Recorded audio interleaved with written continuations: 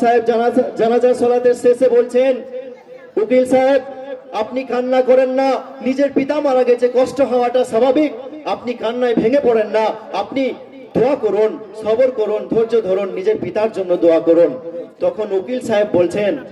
যে মৌলানা সাহেব আমি এজন্য কান্না করছি না, মৌলানা সাহেব আমি এজন্য কান্না করছি না যে আমার পিতা মারা গেছে, হ্যাঁ অবশ্যই আমার কষ্ট হচ্ছে, কিন্তু আমি এজন্য কান্না করছি যে আমার পিতার অবদান আমার উপর এত বেশি, আমার পিতার অবদান আমার উপর এত বেশি যে আমাকে শিক্ষা দিয়ে দিয়ে আজকে এত বেশি উচ্চ শিক্ষিত করে তুলেছেন যে বর্তমানে আজকে আমি হাইকোর্টের উকিল। কিন্তু দুঃখের বিষয় আজকে আমার পিতার অবদান যে এত বেশি, কিন্তু শেষ বেলায় পিতার উপর আমি সন্তান, এই সন্তানের অবদান আমার পিতার উপর কতটা, যে জানাজার সালাতে যে দোয়া আছে সেই দোয়াটার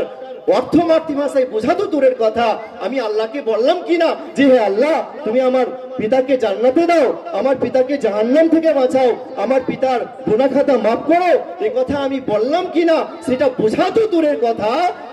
সামান্য মাত্র জানাজার সালাতের দোয়াটুকু পর্যন্ত আমার মুখস্থ নেই, অথচ আমি বর্তমানে আজকে হাইকোর্টের উকিল। তাহলে বুঝতে পারছেন, আপনি যদি নিজের সন্তানকে দিনী শিক্ষা না দেন তাহলে ইঞ্জিনিয়ার তৈরি হবে, ডক্টর তৈরি হবে, বড় বড় উকিল তৈরি হবে, কিন্তু আপনার জন্য কিছু কাজে আসবে না।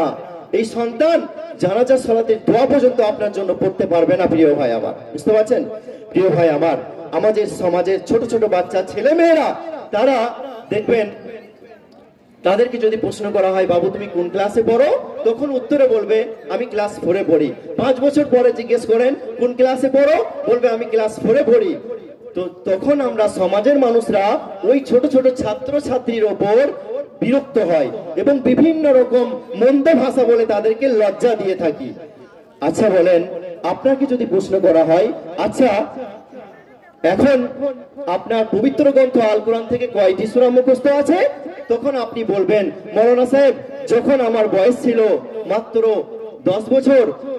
12 বছর আমি মক্তবে 10টি সূরা মুখস্থ করেছিলাম, অলরেডি আমি 5টি সূরা ভুলে গেছি আর মাত্র 5টি সূরা মুখস্থ আছে। তার মানে